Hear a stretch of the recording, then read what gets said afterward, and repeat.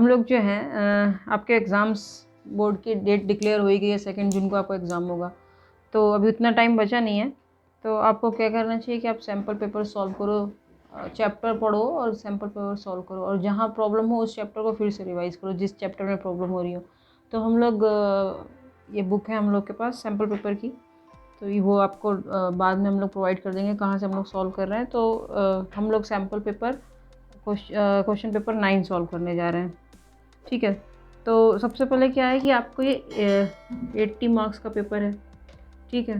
Total आपके पास है 3 × 60 180 minutes, ठीक। यानी आपको 1 मार्क पे 2 मिनट से ज़्यादा नहीं खर्च करना है, ठीक है। तो इसमें क्या है, आपको फर्स्ट टू 16 क्वेश्चन जो है वो 1 मार्क के हैं। तो आप कोशिश करो कि 30 to 35 मिनट्स में आप इसको निपटा दोगे, ठीक है। तो हम लोग फर्स्ट क्वेश्चन लेके चलते हैं। फर्स्ट क्वेश्चन क्या है कि triangle ABC, similar triangle DEF such that AB is equal to 9.1 cm, DE equal 6.57 centimetre. If parameter of DEF is 25 cm, then what is the parameter of ABC? दो triangle दिए हैं ABC, दूसरा एक triangle है जो similar है, वो है उसका DEF। AB is given as 9.1 centimetre, ठीक है। DE दिया है 6.5 सेंटीमीटर, ठीक है। पैरामीटर दिया है, इसका पैरामीटर दिया है आपको 25 सेंटीमीटर। तो इसका पैरामीटर आपसे पूछा गया है, इसका पैरामीटर क्या होगा, ठीक है। अब सिमिलर ट्रायंगल में क्या होता है, सिमिलर ट्रायंगल में ये this upon this, this upon this, this upon this should be equal, ठीक है। सिमिलर ट्रायंगल में पता है AB upon D, BC upon EF और AC अपॉन DF ये इक्वल होगा। तो AB क्या दिया है 9.6, 6.5, ठीक है। ये रेशियो हो गया अपना। अब पैरामीटर पूछ रहे हैं, तो पैरामीटर क्या होगा, पैरामीटर इसका होगा AB plus BC plus AC, इसका पैरामीटर होगा DE, EF प्लस DF, ठीक है। ये समझाने के लिए भी इतना डिटेल में जा रहे हैं, आप तो आराम से ही कर लोगे। तो जब इनका रेशियो सेम है, तो जब इनका हम लोग सम लेंगे, ये तीनों का सम किया यहाँ पे, तो पैरामीटर ऑफ ABC, ये पैरामीटर ऑफ DEF, इसमें भी सेम रेशियो होगा, ठीक है। तो ये हमें दिया है 9.1 अपॉन 6.5 और ABC का पैरामीटर पूछा गया है, ये अननोन है, ये दिया गया आपको 25। तो इससे सॉल्व हो जाएगा। Parameter of ABC will be 9.6 25 6.5, ठीक है।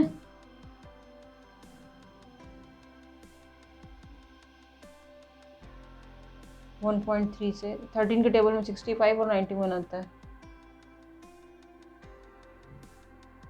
ये आपका आया 35 सेंटीमीटर। समझ में आ गया ना। फर्स्ट क्वेश्चन है ये, इसमें 2 सिमिलर ट्रायंगल दिए हुए थे और 2 का रेशियो दिया हुआ था, रेशियो नहीं, एक वैल्यू दी थी इसकी और पूछा गया था पैरामीटर बताओ।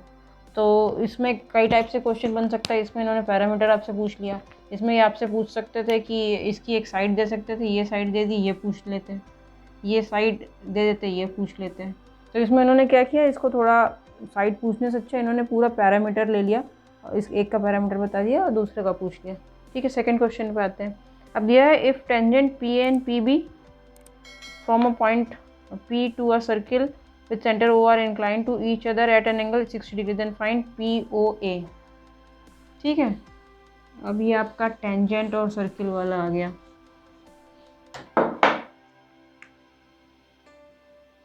सर्किल है, इसका सेंटर O है, किसी पॉइंट P से इस पे 2 टेंजेंट हैं PA एंड पी बी।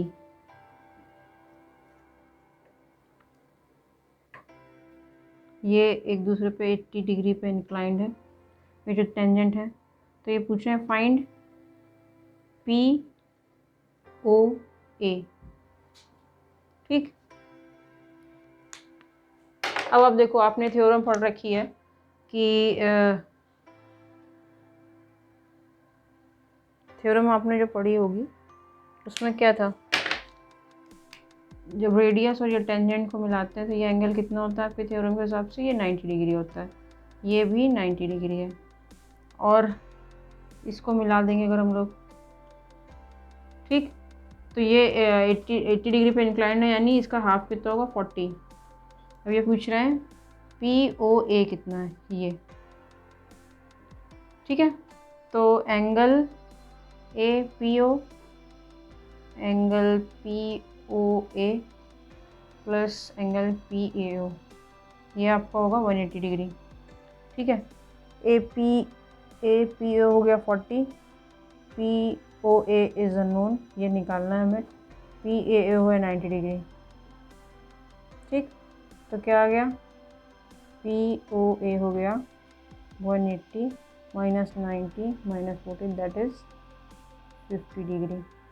ठीक है, अब इन सब क्वेश्चन में आपको टाइम नहीं बर्बाद करना है। जैसे ही क्वेश्चन मिला आपने सीधे ड्रॉ किया, और ये दिया गया था कि 80 है तो इसका हाफ 40 हो गया, ये 90 डिग्री है, 40 90, तो ये थर्ड वाला क्या होगा? 180 माइनस करके आप निकाल लो, तो सीधे ये 50 आ जाएगा। मतलब अगर एक 90 है तो इन दोनों का सम 90 होना चाहिए, इसलिए 50 आ जाएगा। अब इसमें एक और करके भी इसका सेकंड पार्ट दिया है, तो आप देख लोगे, आपको जो दोनों में से इजी लगेगा वही आप करोगे। ठीक है, in two concentric circle, if chords are drawn in the outer circle which touches the inner circle, then all chords are of same length. ये concentric है दो, if chords are drawn in the outer circle which touches the, ये stress touch करते हुए एक cord डाला गया। ठीक है, इनका कहने का मतलब है ये एक दूसरा कॉर्ड डाला गया जो इसको टच कर रहा है, तो इसमें बताना है कि ये सब सेम लेंथ के होंगे जो इसको टच कर रहे होंगे। तो आप देख लो कि आपका कौन सा पोर्शन स्ट्रॉन्ग है। अगर आपको जो जो दोनों में से इजी पड़ रहा है आप वो अलग करो। तो अभी हम लोग ये देखना चाह रहे हैं कि हमें कितना टाइम लग रहा है पेपर सॉल्व करने में, तो हमने इसका फर्स्ट पार्ट किया। अगर आपको ये जो और वाला पोर्शन है अगर ये नहीं समझ में आ रहा है तो आप कमेंट सेक्शन में कमेंट करना, फिर वो सॉल्व करके बताया जाएगा। अब थर्ड क्वेश्चन में आते हैं हम लोग। इसमें सिलेंड्रिकल वेसल दिया है, एक सिलेंड्रिकल वेसल दिया है जिसकी हाइट दी हुई है 32 सेंटीमीटर। ठीक है, रेडियस है 18 सेंटीमीटर। ठीक, इसमें सैंड डाला गया है पूरा। This bucket is emptied on the ground and a conical heap of sand is form. If the height of conical heap is 24 centimetre then find the radius of base. ठीक है, ये cylinder था, इसमें एक सैंड थी और sand को इन्होंने ज़मीन पर पॉर किया तो इस वाले फॉर्म में एक एक कोन टाइप का बन जाएगा। तो ये कह रहे हैं कि अब आपको इसकी हाइट बतानी है। ठीक, इसका दिया है बेस, दिया है बेस निकालना है हमें, बेस का जो रेडियस होगा, और ये हाइट दी है 24 सेंटीमीटर। ठीक है, तो इसमें हमें क्या समझ में आ रहा है क्या होगा? इसमें हमें दो फॉर्मूले पता है, एक कर्व सरफेस का, एक वॉल्यूम का। इसमें वॉल्यूम ही है, इसको इधर से पॉर कर रहे हैं तो इसके अंदर जो भी था वो उधर चला गया। तो सिलेंडर का वॉल्यूम का क्या फॉर्मूला होता है? पाई आर स्क्वायर एच। ठीक, इसका होता है पाई आर स्क्वायर, ये स्मॉल एच कैपिटल एच ले लेते हैं, अपॉन 3, ये कोन का होता है। ठीक है, अब इसमें रेडियस दिया है 18 का स्क्वायर, एच है 32, पाई पाई दोनों साइड से चला गया क्योंकि वॉल्यूम इक्वल होगा इसलिए हम लोग लेके चल रहे हैं, और आर तो निकालना ही है यहाँ पे, एच है 24 अपॉन 3। ठीक,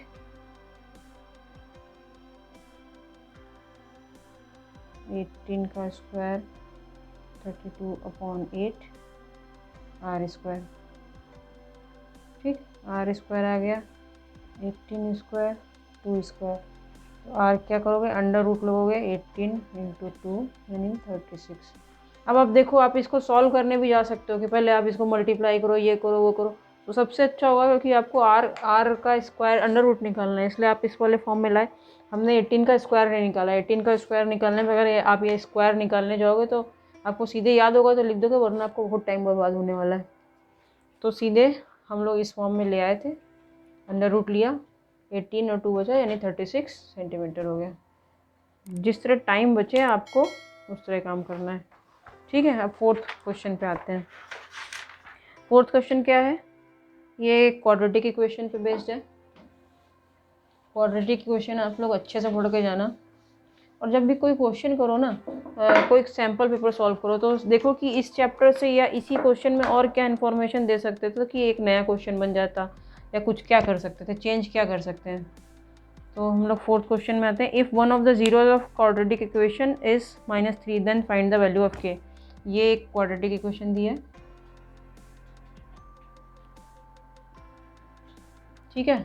इसका कह रहा है एक ज़ीरो जो है वो है -3, मन कोई ज़ीरो है वो है -3। अब इसका मतलब क्या होता है कि we can put x equals -3 in this equation, ठीक है। तो पुट कर देते हैं, तो k -1 -3 का square, k into -3 plus 1 equal 0, k -1 9 -3k plus 1 equal 0, 9k -9 -3k plus 1 equal 0, that means 6k -8 equal 0, k means 4/3, ठीक है। हमें लग रहा है 1 मिनट से कम में भी सॉल्व कर दिया हम लोगों ने, ठीक है। ये इस टाइप का क्वेश्चन तो एक मान के ही रखो कि आप एक ऐसी क्वाड्रेटिक इक्वेशन दी होगी जो के वे के फॉर्म में होगी, एक ज़ीरो बता दिया जाएगा या आपको कुछ रिलेशन बता दिया जाएगा, सम ऑफ ज़ीरो ज़ीरो इस तरह है, तो आपको के की वैल्यू निकालनी होगी, ठीक। अब इसके आइदर और वाले पार्ट में दिया है, if 2 is the zero of polynomial this find the value of A. Similar question है। 4x² + 2x - 5a equals 0। इसका एक ज़ीरो दिया गया है 2, तो 2 ये पी एक्स था, इसमें हमने x इक्वल्स ये 2 रखना है, तो 4 × 2 का square plus 2 × 2 - 5a equals 0। P2 पे 0 होगा, तो 4 × 4 definite 16, 4 - 5a equals 0, 20 - 5a equals 0, means 20/5, ए की वैल्यू आ गई 4, ठीक है।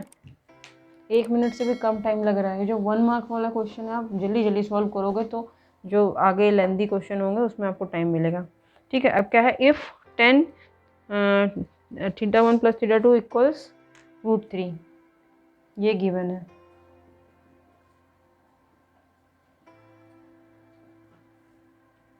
हाँ, अब दिया है सेक θ - θ2 2/3, θ1 θ2 2/3। तो इन्होंने पूछा है sin 2θ1, ये पूछ रहा है, ठीक है। किसी के भी क्वेश्चन को सॉल्व करने के बहुत सारे तरीके होते हैं, ठीक है। अब इसको कैसे सॉल्व करोगे, इसको हम लोग सॉल्व करने जाएंगे तो 10 की वैल्यू √3 कब होती है, 10 की वैल्यू √3 होती है जब ये होता है 10 60, ठीक है। सेक की वैल्यू ये कब होती है, सेक की वैल्यू ये होगी जब सेक 30 होगा। टेबल तो याद है ना, टेबल अगर आपको नहीं याद होते तो आप सिर्फ साइन की वैल्यू याद रखो और उस साइन से पूरा टेबल बन जाता है। 1/2 1/√2 √3/2 एंड 1, ठीक है। इसी को जब उल्टा कर लोगे तो कॉस बन जाएगा, कॉस को अपॉन कर लोगे सेक बन जाएगा, ठीक है। तो सेक यहाँ पे आया आपको कॉस 30 3/2 यानी सेक 30 होता है, ठीक है। तो अब इससे क्या आ गया आपका, θ1 θ2 = 60 एंड θ1 - θ2 = 30। दो इक्वेशन है आपके पास, सॉल्व कर लो। ऐड कर दिया, 2 थीटा 1 इक्वल्स 90, तो थीटा 1 आ गया आपका 45। अब ये वैल्यू यहाँ पुट कर दी तो थीटा 2 आपका आ गया 15। ठीक, अब यहाँ रखो साइन 90, थीटा 1 आया है 45 और 3 थीटा 2 10 45 1 1, आंसर इज 2। ठीक है, कोई डाउट हो तो आप जाके कमेंट करो और थोड़ा ये पोर्शन जाके रिवाइज करो तो आप सॉल्व कर पाओगे इसको। ठीक है, अब हम लोग 6 क्वेश्चन पे आते हैं। If the first 3 term of AP are this this this then find the value of x। ठीक, AP तो बहुत ही इम्पोर्टेंट है। AP में आपको 3 ही फॉर्मूले हैं, रादर 2 ही फॉर्मूले बोले जाएंगे। तो उन्होंने फर्स्ट 3 टर्म ऑफ AP बताया, x - 1 ये फर्स्ट टर्म है, सेकेंड टर्म है x + 1, थर्ड टर्म है 2x + 3। ठीक है, तो find the value of x। अब AP में हम लोग क्या जानते हैं कि हमें 3 कंसेक्यूटिव टर्म्स दिए हैं, तो अगर हम this minus this and this minus this करें तो वो इक्वल होना चाहिए। ठीक, तो हम लोग क्या करते हैं, ये हमारा A1 A2 A3 से इसको डिनोट कर लेते हैं, A1 A2 A3 से डिनोट कर लेते हैं। तो हमको तो भाई पता है कि ये होता है, अगर ये है तो ये AP होता है। तो अब हम यही लगाने की कोशिश करते हैं, A2 - A1, A2 ये है x + 1 - x - 1, सॉल्व किया, x जाएगा, इधर बचा 2। ठीक है, और ये 3 है, 2x + 3 - x + 1, तो इधर से एक x बचा और 2 बचा। ठीक है, तो अपने को x की वैल्यू क्या आई, x की वैल्यू आ गई 0 है, x की वैल्यू 0 आ गई। चेक किया जाए सही आई कि नहीं आई। तो find the value of x, चलो इसको रख के देख लेते हैं। अब हमने यहाँ पे पुट किया, इसको यहाँ पे पुट किया, तो यहाँ पे क्या बना, x की वैल्यू 0 रख दी तो A1 हो गया 1, A2 हो गया +1, A3 हो गया 3। ठीक है, AP तो है ये ना, दोनों का डिफरेंस 2 है, दोनों का डिफरेंस 2 है, D आ गया, तो ये अपना आंसर हो गया। तो हमें क्या याद रखना था, यहाँ पे कुछ इन्होंने ये नहीं दिया था कि आप AN निकालो या सम ऑफ n टर्म्स इतना है। इन्होंने बस आपको एक जो बेसिक फंडा था AP का कि किसी भी 2 टर्म्स का जो डिफरेंस होता है वो D होता है, तो हम लोगों ने बस वो यहाँ पे वही यूज़ किया कि इन दोनों टर्म का डिफरेंस D है, और कुछ भी नहीं यूज़ किया। अब आप कह दो कि अरे बुक के बाहर का क्वेश्चन आ गया तो हम तो कर ही नहीं पा रहे थे, 1 मिनट से भी कम का क्वेश्चन है ये, तो बुक से बाहर का नहीं आया, आपको कॉन्सेप्ट पढ़ाया गया है कि इन दोनों का डिफरेंस D होता है। ठीक, अब 7th क्वेश्चन पे आते हैं। 7th क्वेश्चन क्या है, in ABC AD is bisector of ABC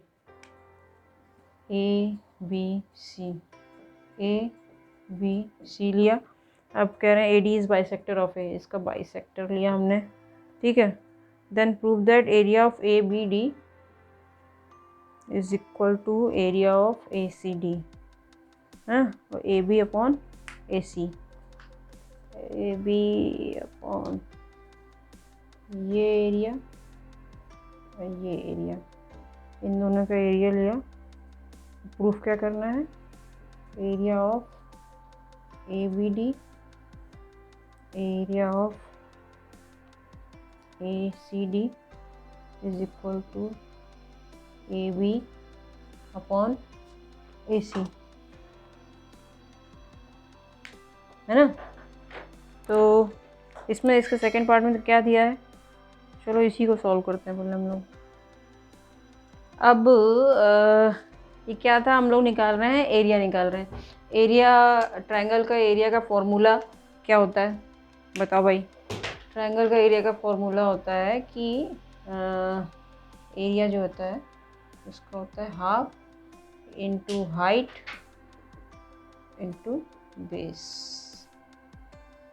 तो इस क्वेश्चन में सबसे इम्पोर्टेंट चीज़ जो हम लोग करेंगे वो क्या है, बस आप ये याद रखो कि ये क्या कर रहे हैं हम लोग, फिर आप सॉल्व कर लोगे।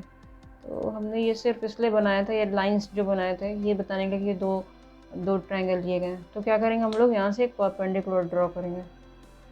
ठीक, तो अब एरिया ऑफ एबीडी क्या होगा, एरिया ऑफ एबीडी इसको कुछ क्या मान लेते हैं, ई मान लेते हैं। तो एरिया ऑफ एबीडी होगा हाफ इंटू ए ई इंटू बी डी। ठीक, अब हम लोग ये LHS लेके चल रहे हैं। ठीक है, इधर आया हाफ, इसमें क्या आएगा, अब इस वाले में देखो ये जो ये वाला पोर्शन था, इसमें भी क्या होगा, हाइट तो यही हुई, तो हाफ ए ई इंटू डी सी। ठीक, अब क्या हुआ, इसको सॉल्व करेंगे, हाफ हाफ गया, ए ई गया, क्या बचा, B D upon D C. ठीक है, अब आपको दिया गया है कि ए डी जो है ये बाइसेक्टर ऑफ एंगल, इसका बाइसेक्टर है ये, यानी ये बराबर था, तो hence A B is equal to A C. ठीक है, ये भी 1 मिनट से कम में सॉल्व हो गया। बस आपको ये याद रखना था इसमें ये फॉर्मूला। अब आप क्या करो ना, आप मेरे ख्याल से आप में से बहुत लोगों ने एक बुक बना ली होगी, सेपरेट 4-5 पेज रख लो, उसमें जो फॉर्मूले यूज़ होते जा रहे हैं वो आप लिखते जाओ, और जो फॉर्मूला बार बार यूज़ हो रहा है उसको टिक करते जाओ 1 2 3। उससे क्या पता चलेगा कि 1 बार आ रहा है, 2 बार आ रहा है, 3 बार आ रहा है। तो जैसे ये फॉर्मूला है तो आप इसको अब लिख लो, इसको अलग से लिख लो कि एरिया का फॉर्मूला जो था ट्रायंगल का ये हमने लगाया था। ठीक, अब इसका जो नेक्स्ट क्वेश्चन है, find the ratio in which point P divides the join of A and B।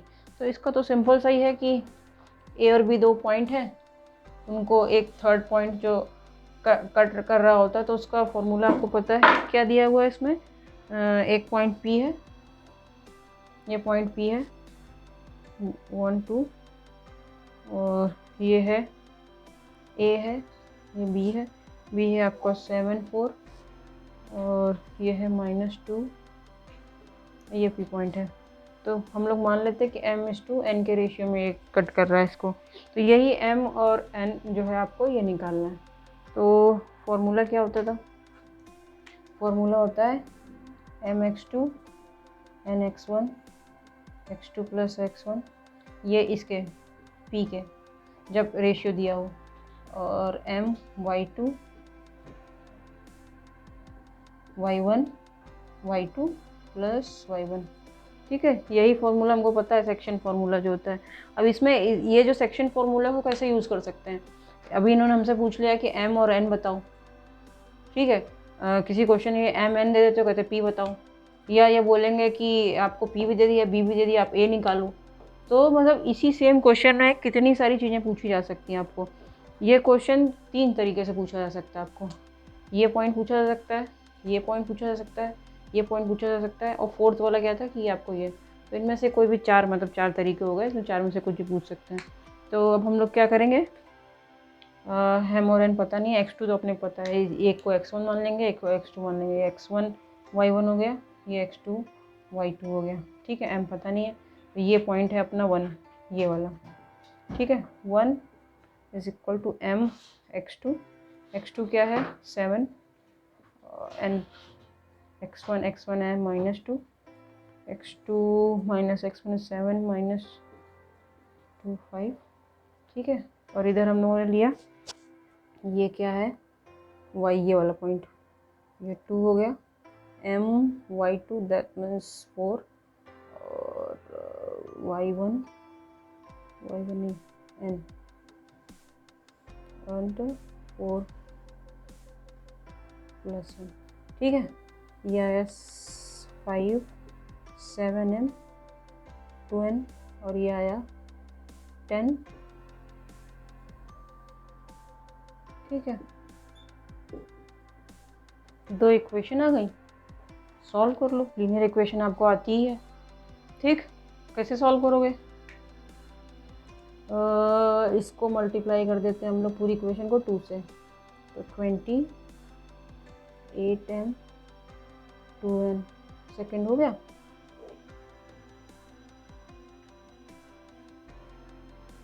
Sign change करते हैं हम लोग।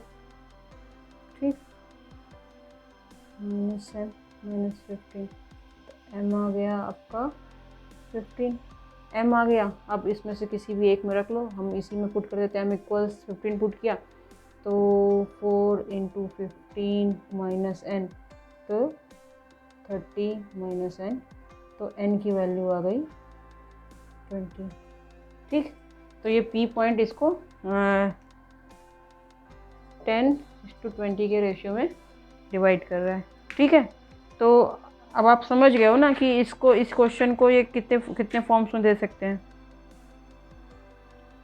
10:20 का मतलब क्या हो गया? ठीक, रेशियो पूछा जा रहा है आपसे, तो m/n पूछा जा रहा है। 10/20 इट हैपन्स 1/2 के रेशियो में कट कर रहा है इसमें। ठीक, तो समझ गए ना, फॉर्मूला ये था, ये इसके x1 और y, मान लो ये आपका फॉर्मूला था। इसमें इन्होंने आपको x2 x1 दे दिया था, y2 y1 दे दिया था, xy दे दिया था, आपको m और n निकालना था। कभी कभी आपको m और n दे दिया जाएगा, x निकालना होगा, कभी कभी आपको x m ये सब दिया गया होगा और x1 x2 निकालना होगा। ठीक, तो सेम क्वेश्चन को कई तरीके से ला सकते हैं पेपर में। सेक्शन फार्मूला बहुत इंपॉर्टेंट है। सेक्शन फार्मूला भी आपका जो आपको एक कॉपी या पेजेस अलग रखने को कहे गए हैं, उसमें रख के आप ये फार्मूला लिख लो, ताकि ये हमको आपको हमेशा याद रहे, और ये भी याद रहे कि इस पर क्वेश्चन आना ही भाई, तो ये इसको हम लोग रिवाइज करके चलें, प्लस माइनस की गलती ना कर दें। अब दिया है if the parameter of circle is numerically half of the area of circle. तो पैरामीटर दिया है, पैरामीटर क्या होता है? पैरामीटर ऑफ सर्किल क्या होता है? 2πr, आप पढ़ चुके हो। और इसका एरिया क्या होता है? एरिया ऑफ सर्किल क्या होता है भाई? πr²। क्वेश्चन में क्या दिया है कि पैरामीटर जो है हाफ ऑफ एरिया है। ठीक, पैरामीटर ये था, एरिया ये है, और रिलेशनशिप है कि ये हाफ है। ठीक, अब सॉल्व करो। रेडियस निकालना है, पाई पाई कैंसिल हो गया, एक r कैंसिल हो गया, तो r की वैल्यू आई 2 × 2, दैट मीन्स 4। यूनिट दी गई है? यूनिट कुछ नहीं दी गई है, तो 4 यूनिट। ठीक है, तो कितना आराम से हम लोग मक्खन मलाई की तरह सॉल्व करते हुए चल रहे हैं। पर 1 मिनट से ज़्यादा नहीं खर्च करना है किसी भी क्वेश्चन में। एक मतलब थोड़ा टफ लगे तो 2 कर लो, पर ज़्यादा नहीं। ठीक है, अब हम लोग आते हैं 10th क्वेश्चन पे। 10th क्वेश्चन क्या है? In the following figure find f। ये है क्या भाई? ये ABC एक दिया गया है, 80 और 60। अगर ये 80 है, 60 है, चलो पहले क्वेश्चन लिख लें। 3.8 3 × √3 6, ये ABC है। हाँ, दूसरा क्या दिया इन्होंने? ये बनाया भाई इन्होंने, ये कंफ्यूज करने के लिए ना उल्टा सीधा इसी टाइप का फिगर बना देंगे, बच्चा देख के डर जाए। एक खड़ा समोसा, एक लेटा समोसा।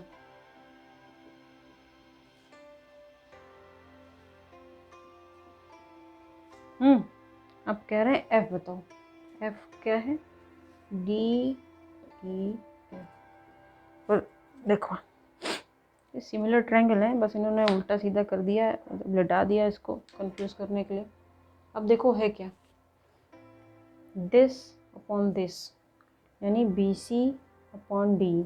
BC/DE क्या है? This is half. ठीक, अब हम लोग क्या करेंगे? दूसरा कौन सा पकड़ा हमने? AC/EF। This is also half, 1/2। Third वाला भी हाफ ही होगा। सिमिलर ट्रायंगल के अलावा कुछ है ही नहीं, आपको पढ़ाया ही नहीं गया कुछ। AB/EF नहीं, AB/EF नहीं, this upon this, DF।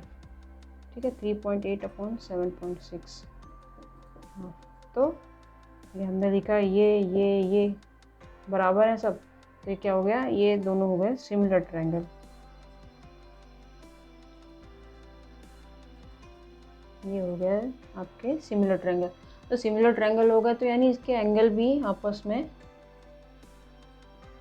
Similar के, तो एंगल सेम ही होते हैं, रेशियो जो है एक प्रोपोर्शन में होता है और एंगल सिमिलर होते हैं। तो पूछ कौन सा रहा है, पूछ रहे हैं एफ। अब देखो भाई, है ना, डी जो है, डी बी के करस्पॉन्डेंस है, ठीक है, करस्पॉन्डिंग है ये। ई के करस्पॉन्डिंग कौन सा है, ये,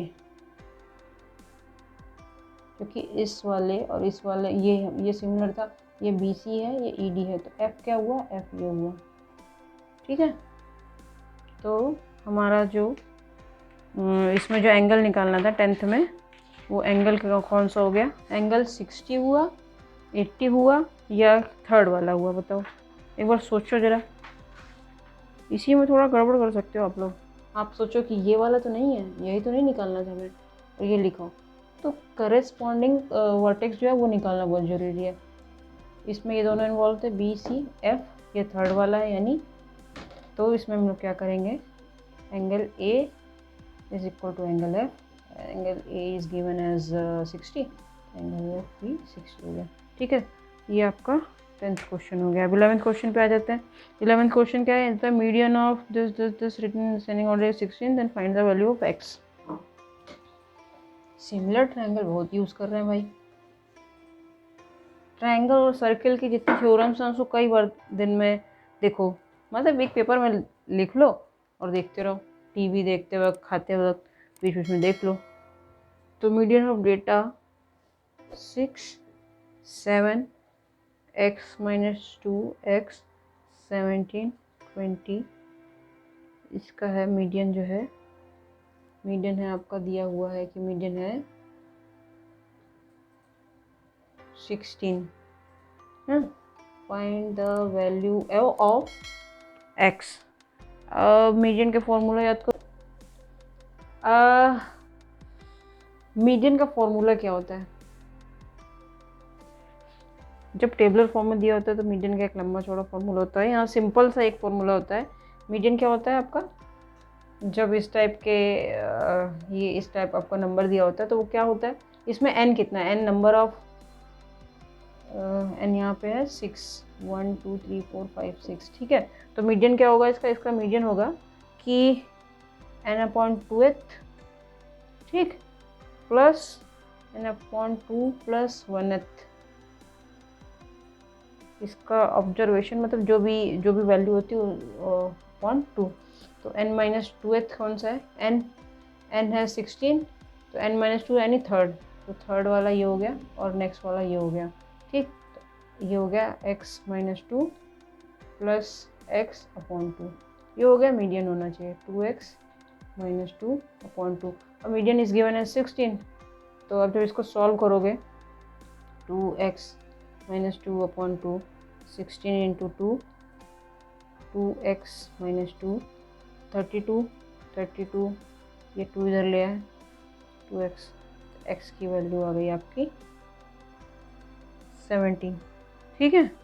तो ये वाला फॉर्मूला जो है ये भी आप नोट कर लो, फॉर्मूला लिखते चलो। मतलब इससे क्या होगा कि आपके लिए ना एग्ज़ाम के एक दिन पहले के लिए थोड़े नोट्स तैयार हो रहे हैं।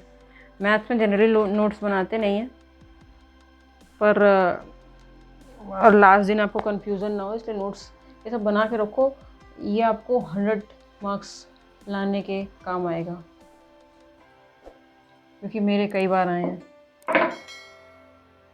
ठीक है। अब हम लोग आते हैं 12th क्वेश्चन पे। Find the minimum value sec a and cosec a।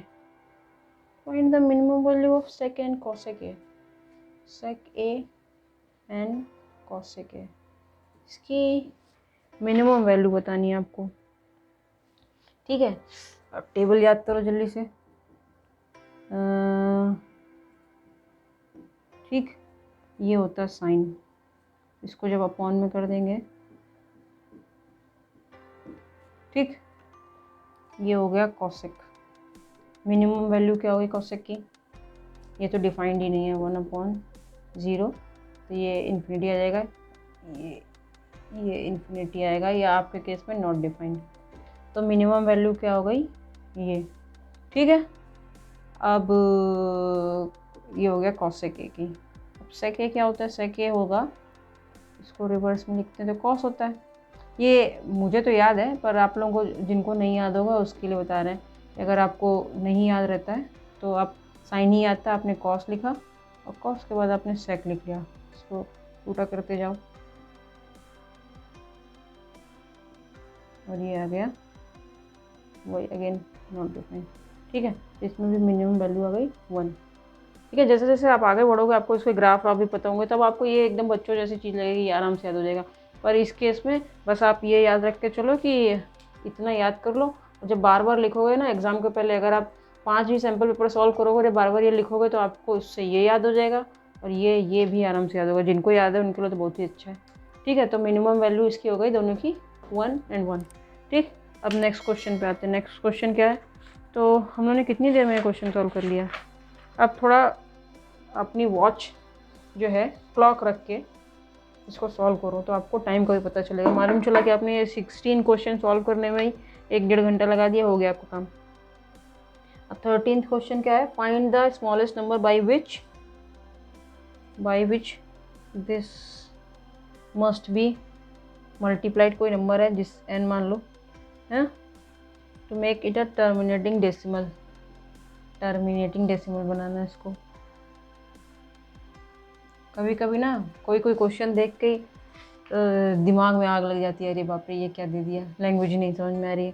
तो इस केस में फिर दूसरा वाला क्वेश्चन देखो, उसमें क्या दिया है, factorize the number 98 through factor tree. 98 को फैक्टर ट्री से फैक्टराइज करना है। ठीक, अब फर्स्ट वाला अगर इसमें कुछ समझने में दिक्कत हो रही है, टर्मिनेटिंग डेसिमल, कुछ लोग डेसिमल देख कर डर जाते हैं, तो अगर ये वाला नहीं समझ में आ रहा तो नीचे वाला कर लो क्वेश्चन में, तो जो और में दिया आपको चॉइस तो दी हुई है आपको, तो आप जो करना चाहो वो करो। तो हम लोग ये वाला पोर्शन अटेम्प्ट करते हैं, ये थोड़ा इजी लग रहा है। फैक्टर ट्री क्या होता है, फैक्टर ट्री बनाइए आप। इसके 2 फैक्टर ट्री है, 2 से डिवाइड किया, लास्ट में होता है 49। अब इसका तो कुछ फर्दर फैक्टराइजेशन हो नहीं सकता। अब 49 में आइए, 49 के 7 × 7 हो गए, कितना ईजिली हो गया, 98 × 2 7 × 7। फैक्टर ट्री में क्या होगा, आपको वहाँ तक जाना है जहाँ तक इसके फर्दर फैक्टर होना पॉसिबल ना हो। ठीक है, जैसे हम लोग एक दूसरा नंबर लेकर चलते हैं, इसको हमने लिया 36, 2 × 18। ठीक है, 2 × 9, ये इसका फर्दर फैक्टराइजेशन पॉसिबल नहीं है। 3 × 3, तो क्या बना, 2 × 2 × 3 × 3। ये फैक्टर ट्री से आपने फैक्टराइजेशन करके निकाल लिया। ठीक है, बहुत इजी है। अब ऊपर वाला भी देखना चाहो आप, टर्मिनेटिंग डेसिमल, तो कर लो। वैसे कोशिश यही करो कि जो 2 क्वेश्चन दिया आइदर और में अगर चॉइस है तो जो 2 आपको इजी लग रहा हो वो कर लो, क्योंकि आपको मार्क्स स्कोर करने हैं और वहाँ पे अपना मोरल भी डाउन नहीं करना है कि एक नंबर क्वेश्चन में आप फंस जाओ तो सोचो रहे लो आगे का हमको आ ही नहीं रहा है। क्योंकि वहाँ पे आपको कॉन्फिडेंस अपना बनाए रखना 3 घंटे, थोड़ा वही इम्पोर्टेंट जॉब है आपकी। ठीक है, इसके फैक्टर करो, 3 × 3 × 3 × 3 × 11, इसके फैक्टर हुए 2 × 2 5 × 5 7 × 100 है ना, 5 5 4। ठीक है, 3 टाइम्स है 7, तो ना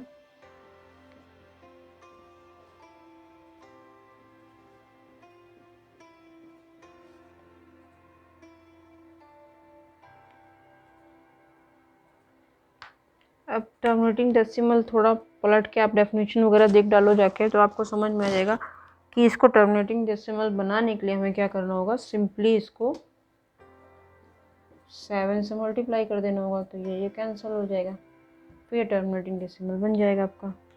ठीक है, तो मेरे ख्याल से अगर आपको जो इजी पार्ट लग रहा हो, अगर टर्मिनेटिंग डेसिमल नहीं समझना, अगर डेसिमल में प्रॉब्लम होती है तो ये वाला नहीं, ऊपर वाला ट्री वाले से कर लेना आपको, मतलब कर लेना वाला क्वेश्चन, तो वो जो भी इजी पड़े, अगर उन्होंने चॉइस दी है तो चॉइस का भाई फ़ायदा उठाओ। चॉइस नहीं दी है तो भाई वही करना है जो दिया है। तो अभी तक हम लोग 13 क्वेश्चन सॉल्व कर चुके हैं 1 मार्क्स के। तो हमने 13 मार्क्स भी कंप्लीट कर लिए। The coefficient of x and the constant term in linear polynomial are this find its zero. Coefficient of x and the constant term in a linear, अभी लीनियर इक्वेशन इस तरह की होती है, ये आपने पढ़ा है, लाइन की इक्वेशन होती है ये। तो इसमें कह रहे हैं कि कोफिशिएंट ऑफ x यानी ये आपका दिया हुआ है 5x और कांस्टेंट टर्म है ये, इसकी वैल्यू दी है 3। ठीक है, फाइंड इट्स ज़ीरो, ये लीनियर इक्वेशन है। तो ये ज़ीरो कब होगी, ये होगी 0/3/5, ये इसका x हो गया। ठीक है, अब 15 क्वेश्चन पे आते हैं। 15 क्वेश्चन है, from a point P which is at a distance of इतना from a centre of radius इतना, pair of tangent drawn, then find the area of quad PQOR। ठीक है, अब यह आ गया आपका सर्किल। अब कह रहे हैं कि एक पॉइंट P है, ये एक सर्किल है, इससे किस डिस्टेंस पे, ये आपको डिस्टेंस पे एक पॉइंट P है, रेडियस इसका दिया है, रेडियस है इसका 5, pair of tangent PQ and PR, PQ PR PQ and PR। ठीक है, then find the area of quadrilateral PQRO,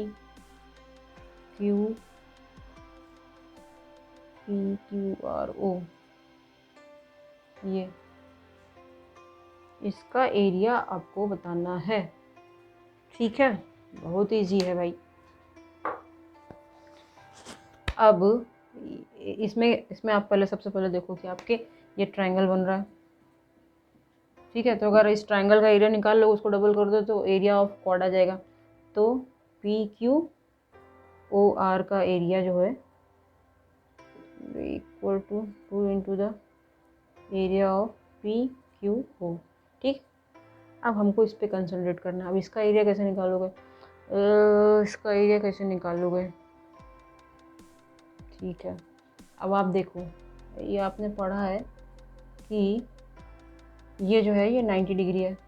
ठीक, ये 13 है, ये 5 है। भाई ये क्यों 5 है, क्योंकि रेडियस दिया हुआ है।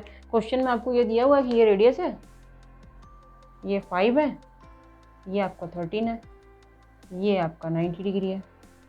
तो पाइथागोरस लगाया आपने, ये कितना निकला, ये आपका निकलेगा 13 स्क्वायर माइनस 5 का स्क्वायर। ठीक है, मैंने यहाँ सीधा ही लिख दिया PQO। ठीक, PQ स्क्वायर क्या होगा, PQ स्क्वायर होगा PO square minus QO square. PO है 13 स्क्वायर, 5 का स्क्वायर 169, 25 144, दैट मीन्स PQ आया आपका 12। ठीक है, ये आ गया 12। अब भैया एरिया का फॉर्मूला क्या था, एरिया का फॉर्मूला है half into height into base. ठीक, अब आपका ये आपका ट्रायंगल है 90 डिग्री है, तो हाइट तो यही हो जाएगी आपकी, बेस आपका ये हो जाएगा। तो इस क्वेश्चन में हाइट क्या है, हाइट इज़ 5, बेस आपने पाइथागोरस से निकाला ही हुआ। तो ये आ गया आपका 30 सेंटीमीटर, और 30 का डबल करो तो ये आ गया आपका 60। ठीक है, इजी है ना, टफ तो है नहीं बिल्कुल भी। तो ये आपका 15 क्वेश्चन हो गया। अभी तक भाई आपका ये ट्रिग्नोमेट्री नहीं आई ज़्यादा। पाइथागोरस थ्योरम भी बहुत इंपॉर्टेंट है। पाइथागोरस थ्योरम फटाक से देखो, जहाँ भी यूज़ हो रही फटाफट लगाओ, आंसर निकालो। अब क्या बोला, टावर स्टैंड नियर एयरपोर्ट, एक एयरपोर्ट के पास टावर है। The angle of elevation of theta of the tower from a point on the ground is such that tangent is इतना, find the height of tower, is the distance of the observer from the tower is इतना। ठीक है, चलो trigonometric question भी आ गया।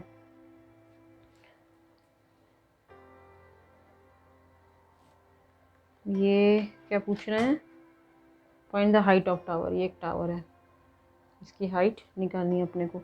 With the distance of from the tower is, यहाँ पे कोई ऑब्जर्वर खड़ा है 120 मीटर दूर। और क्या दिया है, एंगल ऑफ एलिवेशन ये दिया है थीटा, तो इसमें हमको क्या दिया है, टेन थीटा की वैल्यू दी है। Tangent of this angle is given as 5/12। हो गया भाई सॉल्व। अब क्या करना है, कुछ नहीं करना। टेन थीटा क्या हुआ इसमें, टेन थीटा हुआ this upon this, that means h upon 120। अब टेन थीटा की वैल्यू तो 5/12 दी है, इक्वेट कर दो। तो